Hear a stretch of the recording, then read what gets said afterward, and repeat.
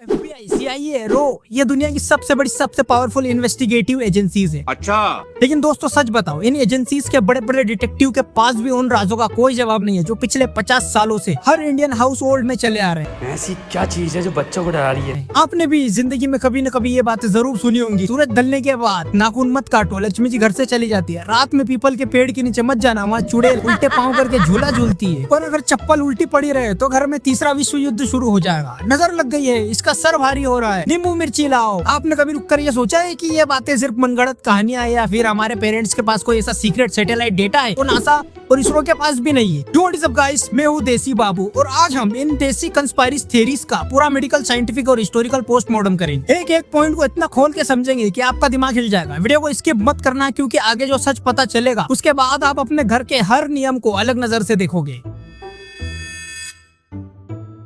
Theory 1, उल्टी चप्पल घर का कलेश। साले का खोपड़ी तोड़। मान लीजिए आप शाम को 6 बजे अपने कमरे में आराम से बैठकर रील्स स्क्रॉल कर रहे हैं। माहौल एकदम शांत है, तभी हॉल से मम्मी की एक ऐसी चिल्लाने की आवाज आती है जैसे घर में कोई न्यूक्लियर मिसाइल गिरने वाली हो।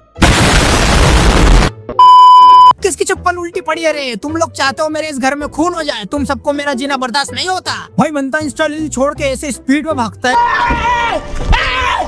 Why are you running? Why are you running? जैसे बॉर्डर में इमरजेंसी आ गई हो। आप जाकर चप्पल को सीधा करते हो तभी जाकर मम्मी का गुस्सा 90% से 80% पर आता है। मम्मी मेरे को पौवा भी पीना है रोटी के साथ। बड़े काम पे जा।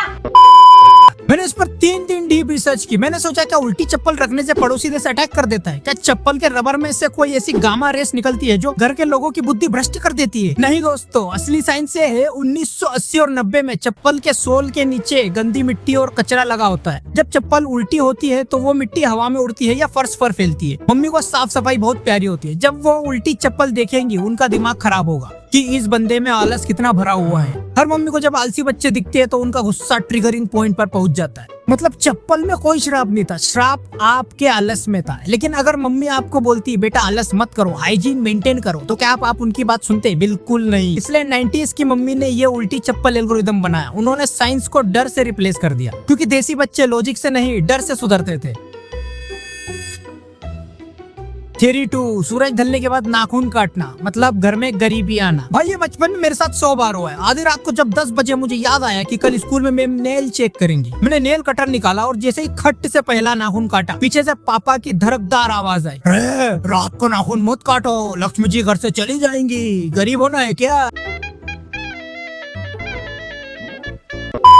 मैंने सोचा ऐसे कैसे हो सकता है? नाखून के केराटिन, प्रोटीन और देसी इकोनॉमी का क्या डायरेक्ट रिलेशन है? क्या रिजर्व बैंक ऑफ इंडिया में मेरे नाखून देखकर जीडीपी डिसाइड कर रहे हैं क्या? फिर मैंने खोदी हिस्ट्री की सबसे पुरानी किताबें। सुनो मेरे जिगर के छल्लो, 1900 के टाइम पर घरों में इलेक्ट्रिसिटी नहीं होती थी। रात में लोग मोमबत्ती या लालटेन की हल्की फुल्की रोशनी में रहते थे और उस दौर में ये मॉडर्न नेल कटर नहीं होते थे। तब नाखून काटने के लिए लोग रामपुरी, चाकू, उस्तरा या बड़ी कैंची का इस्तेमाल करते थे। नाउ इमेजिन दिस, आधी रात का टाइम है, धुंधली लालटेन की रोशनी है और आप चाकू से अपना अंगूठा काट रहे हैं। दोस्तों रोशनी कम होने की वजह से क्या होगा? नाखून कम कटेगी और उंगली ज्यादा कटेगी और जब उंगली कटेंगी तो खून बहेगा। टिटनेस का इंजेक्शन लगवाना पड़ेगा, वैद्य जी को बुलाना पड़ेगा और दवाई का खर्चा आएगा। मतलब पुराने जमाने में अंधेरे में नाखून काटने से मेडिकल खर्चा होता था, यानी पैसे खर्च होना। इसलिए लोगों ने बोला रात को नाखून मत काटो, लक्ष्मी चली जाएगी। ये एक बहुत बड़ा सेफ्टी एडवाइस था, लेकिन हमने उसे श्राप समझ लिया और 2026 में एलईडी लाइट्स और 5G के नीचे बैठकर भी हम रात को नाखून काटने से डर रहे हैं।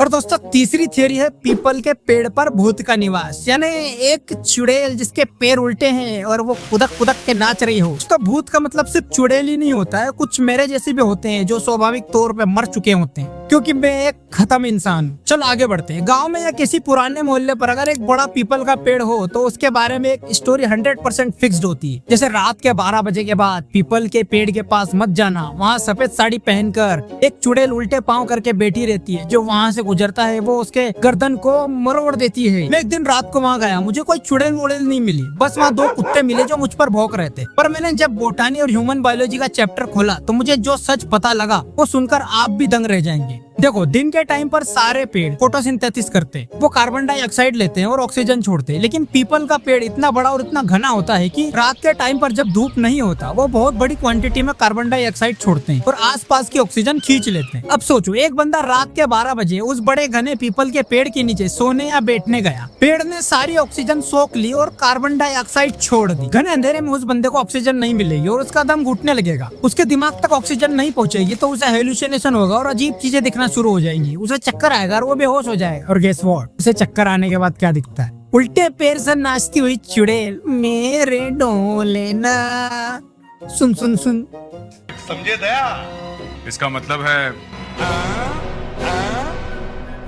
अगली सुबह गांव वालों ने उसे उठाया और वो बोलेगा मुझे किसी ने दबाया था, मुझे अजीब सी आवाज आई, एक चुड़ैल उल्टे पैरों से नाच रही थी। और गांव वाले क्या कहेंगे? देखा, हमने तो बोला था ना पेड़ पर भूत है। मेरे भाई वो भूत नहीं था, वो कार्बन डाइऑक्साइड पॉइजनिंग थी। हमारे पूर्वजों को पता था कि रात में पेड़ के नीचे जाना सेहत के लिए खतरनाक है, पर अगर वो साइंस समझते तो कोई नहीं मानता। उन्होंने भूत की कहानी बना दी, क्योंकि भूत से हर इंसान डरता है। दोस्तों चेरी नंबर 4, नींबू मिर्ची था ओरिजिनल एंटीवायरस। आजकल हम अपने नए लैपटॉप या कंप्यूटर पर 1,500 रुपए का एंटीवायरस डलवाते हैं। 1990s में जब कोई नई गाड़ी, नई दुकान या नया घर बनता तो उसके बाहर एक धागे में एक नींबू और 7 हरी मिर्ची टांग दी जाती। लॉजिक क्या दिया जाता है? बुरी नजर से बचाता है। वाह वाह। जब मैंने इसका बायोलॉजिकल फैक्टर निकाला तो पता चला नींबू में होता है सिट्रिक एसिड और मिर्ची में होता है कैप्सेसिन। एक काले धागे में नींबू और मिर्चियों को पिरोया जाता है तो धागा उस रस को एब्जॉर्ब कर लेता है और जब उसे दुकान या घर के डोर पर टांगते हैं तो हवा से उस रस का स्मेल पूरे एंट्रेंस में फैल जाता है। ये स्मेल इंसानों के लिए तो नॉर्मल होती है, लेकिन पेस्ट, इंसेक्ट और मच्छर मकड़ियों के लिए एक नॉर्मल पेस्ट रिपेलेंट होता है। पुराने जमाने में दुकान के अंदर कीड़े मकोड़े न घुसे, इसलिए नींबू मिर्ची लगाए जाते थे। तो दोस्तों आज के इस पूरे वीडियो में एक बात तो क्लियर हो गई कि हमारे पूर्वज और हमारी मम्मी बहुत बड़े साइंटिस्ट थे, बस उनके पास यूट्यूब चैनल या डिग्री नहीं थी, इसलिए उन्होंने हर साइंटिफिक रीजन के पीछे एक डर या कहानी छिपा दी ताकि हम बिना बहस किए उनकी बात मान ले। दोस्तों अगर आपको इस वीडियो में थोड़ा सा भी मजा आया हो और आपने कुछ नया सीखा तो इस वीडियो को लाइक जरूर करें और अपने दोस्तों के साथ शेयर करें जो आज भी उल्टी चप्पल से डरते हैं। नीचे कमेंट करके बताओ आपके घर में ऐसी कौन सी कहानी बोली जाती है जिसका लॉजिक आपको आज तक समझ नहीं आया। मेरा तो मम्मी के खाने के बाद तुरंत नहाने से पेट में पत्थर बनता है, वो लॉजिक आज तक पेंडिंग है। मेरे जिगर के छल्लो, चैनल को सब्सक्राइब कर लो और ऐसे ही दिमाग खोलने वाली मजेदार वीडियोस के लिए मिलते हैं अगले एपिसोड में। तब तक के लिए अपनी चप्पल सीधी रखो और खुश रहो। जय हिंद, गुड बाय।